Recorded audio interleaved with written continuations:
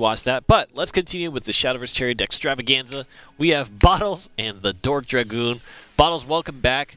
You've kind of got one win under your belt. Are you looking for the two-time, the back-to-back? Hopefully. I mean, I was just really lucky on my end. The theme for a lot of our players today, feeling really lucky. It's okay, Botalz. It's okay to be confident about your Holy Bowman Kel deck. Okay, yeah, I mean, I was pretty sure it was the best deck of the whole tournament, so... Yeah, tier 0. There we go. Confidence. Tier 0. DorkDragoon, are you afraid of the Bowman? Is this something that you're worried about? Well, I mean, his deck has the word tryhard in the title of it, so... Scary enough, I see. Are there any fighting words that you want to tell Botalz? In the end, the lollies will always prevail. Uh-oh. I think Botalz agrees with that, though. So how do you feel about that, Botalz? I am in full support of DorkDragoon. Also, I'm like the biggest fan, so... Do you know that you're beating up on a high school kid, my friend? Yeah, I follow DorkDragoon a lot, so I like his art. Nice. Oh, perfect. And you like lollies, from what I hear, so I don't know about that. Disassociate! Disassociate. All right, let's head into the game. Looks like both players are ready to go. So, Try Hard in the title. Maybe that is a little intimidating. I believe Try Hard was the title of Red's deck. Botal's deck is the tier 0 Haven. That's right, tier 0 Haven. I mean, tier 0 Try Hard. Yeah, it's same thing. Yeah, same thing. Synonymous. Yeah. Try Hard. That was that movie with Bruce Willis, right? It's me about movies. I don't know anything about movies. Just kidding. All right, so I'm excited. Can this combo go off again? See, God kill him. Oh, what was Botal's name? I didn't catch it. Did he post something up there? I didn't see it. I didn't. I don't know. That's all right. All right, so let's see if Blood Envy, has stated how Blood is just too powerful and just runs through things. The DorkDragoon just stomped on it. Yep. Bellringer Angels and all. Actually, we didn't even see Bellringer Angels that game, but yeah, just a consistent blood curve. Let's see if Botalz can fight around it. Globe. Oh man, the one drop. It's over. And that's what I love about Globe. So getting back to some serious talk here, Globe is awesome and a true upgrade to Sacred Plea because it can just curve you right into something like a Beast Call Aria or Red Hot Boots, whatever it might be that you want to choose to put in your 2-drop slot. It can just help you curve out, which is really nice. Yeah, and we all know on-curve Beast Call going first can be insanely powerful. Feels very good. Now all you need is a Hollow Dogma right here. Just to really set things off. I don't know if he would. I don't think he's actually playing Hollow Dogma. I don't think so. No, I don't think so. That's not part of the combo. You got to be playing Monastic Holy Waters and things like that. All right. Well, I mean, the fact that he's just passed 2 turns here without a body on board to represent means that at least for this particular turn, there's an opportunity for something to happen, and Evolution is coming online, so there's actually a lot of damage. But I don't know if you're DorkDragoon if you do want to evolve that aggressively, because you might just get really efficiently traded out on the next turn. It's tough, but if you can force Botalz to use some of his heal early, then it might prevent him from comboing later in the game. So I don't mind being as aggressive as you can here, especially when you have the opportunity. He's already had to play out his Pegasus, and that was a very key thing for him in the last game. Yeah, that's not something that you want. I mean, he does have another one in his hand, but I think he's thinking, okay, how do I lose this matchup? The only real way is if he can actually just out-aggress me here. So I'm going to take away some of that possibility by gaining 1 every turn for the next one. Interesting. This is a very good situation for the Venom Fang, because you have a very threatening follower on board, but you also want to remove the Venom Fang. Now, unfortunately, he wasn't able to get the second Serpent, right? Because that would have really threatened him, but it still doesn't feel great to leave either of these on board, so Ancient Lion Spirit. Yep, this will do a lot of work this turn, basically clearing the entire board. However, it will also pop the Staircase to Paradise. So it will refill DorkDragoon's hand, give him a lot more options to work with here. A worthy performance. A worthy performance. Worthy. No, I didn't lose yet. That's the tempo swing that Botalz was looking for.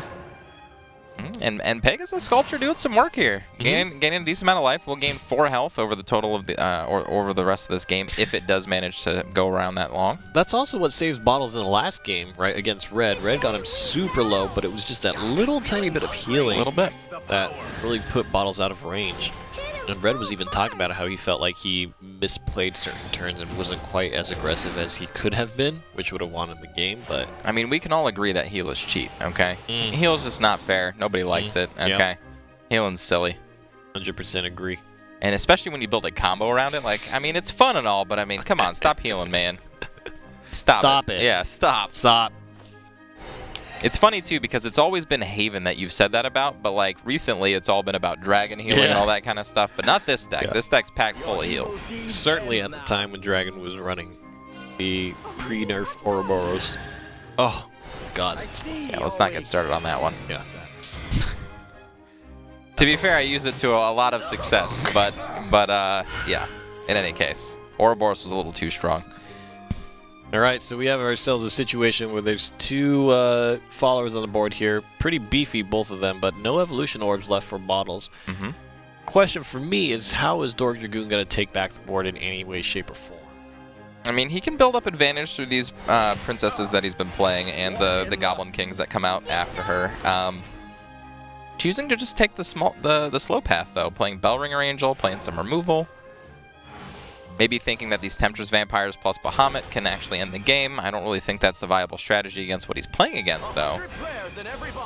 Ooh, putting the Monastic Holy Waters, and he's got the Bowman Kill drawn and ready to go.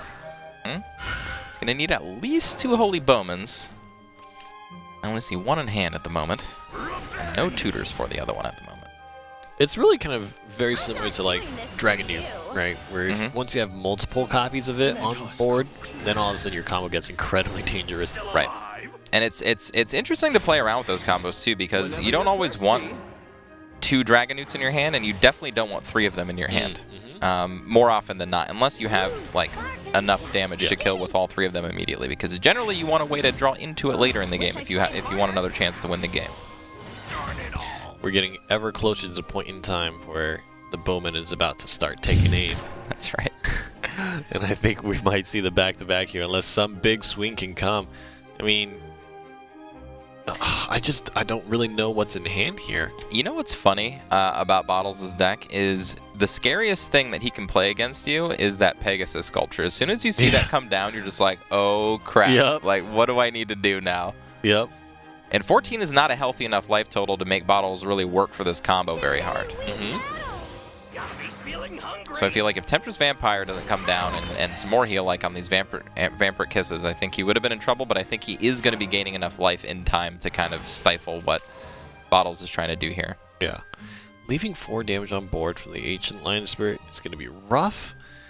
The question is, I mean, he can do 16 in a turn, right? We saw that happen. I mean, you can do upwards of 20 damage with the entire combo, so it's more than possible. Yeah. Plays down the next Pegasus Sculpture. And really, I think he's waiting for a Sacred Plea to draw him into another Bowman. Yeah. But he's going to mill, actually. He's going to get rid of one of his cards. He has 8 in hand. The Sacred Plea is about to pop. Yeah, he doesn't need anything else, though. He's got all the cards he needs. He's got enough Monastic Holy Waters. He's got double Bowman. Yep. Oh, he does. Yeah, it's hidden over there. Yeah. Yep. Yeah. Yes, it is. Yes, it is. He's got everything he needs. Is it over? I think he needs 1 more turn in order to fully go off. 2, 4, 1, 2, 3. So it's 4 times, or 3 of 4. 12? Yeah, not quite enough. Yeah. So he's going to wait till next turn. 3 of 4, 12 plus the actual heal, so plus 16. So he's 1 off. 1 off.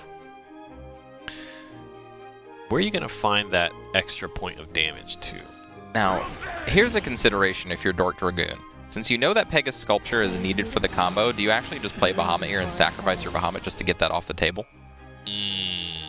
Because now, I think Botalz does just win. I think this is it. Or no, it's the same amount of damage as last turn. Yeah, never mind. Needs to... Interesting. What is the play here?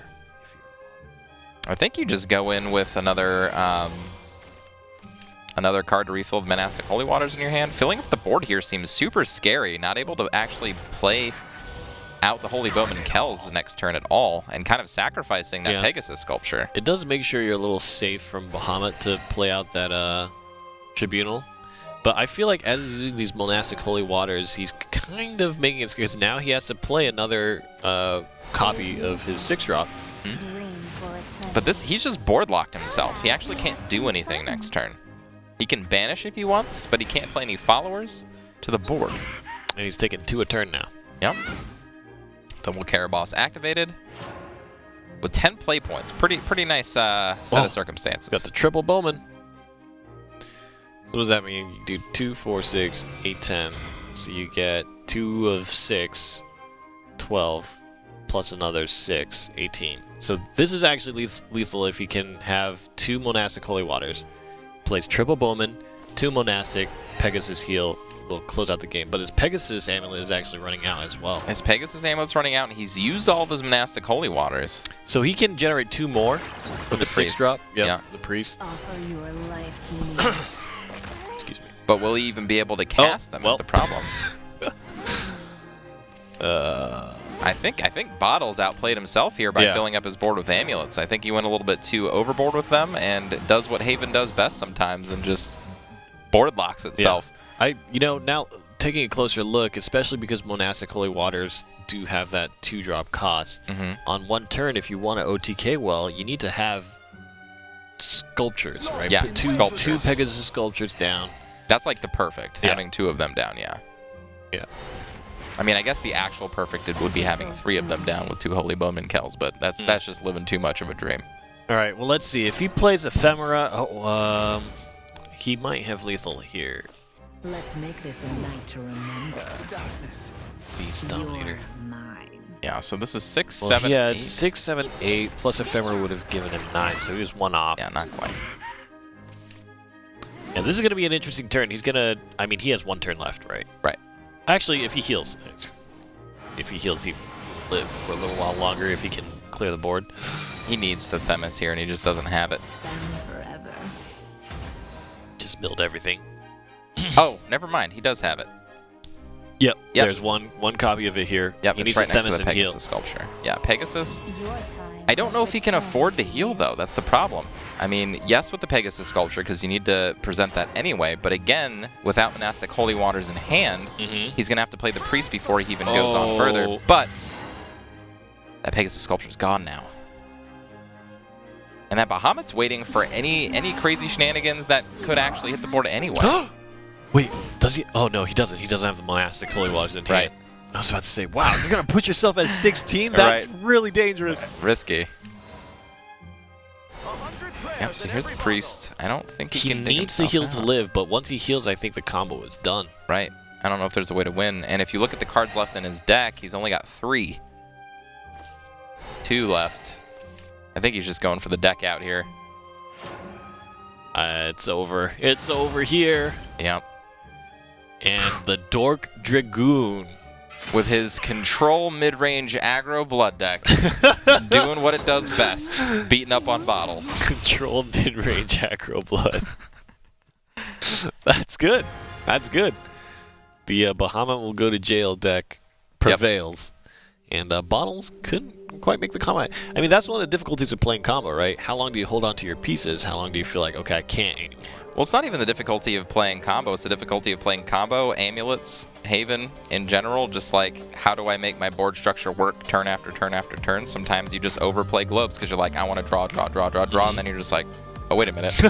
Now I can't do anything. I'm not saying that's what lost him the game, but it definitely didn't put him into a good position. Yeah. Yeah. Yeah. And certainly, the things just didn't quite line up right. Right. Bowman never see the light of day. That's too bad. Yep. Yep. All right. Well, I do think we have the players on camera and ready to talk a little bit. Botalz. Botalz, are you sad? Are you happy? How you feeling right now? So I misplayed.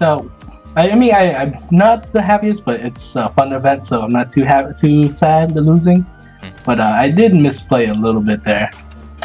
Talk to us about it. So the turn when I had float 6 mana, I could have played the 4/6, the Super Priest, because I thought I had the kill next turn, so I didn't play it because I didn't want to get board locked.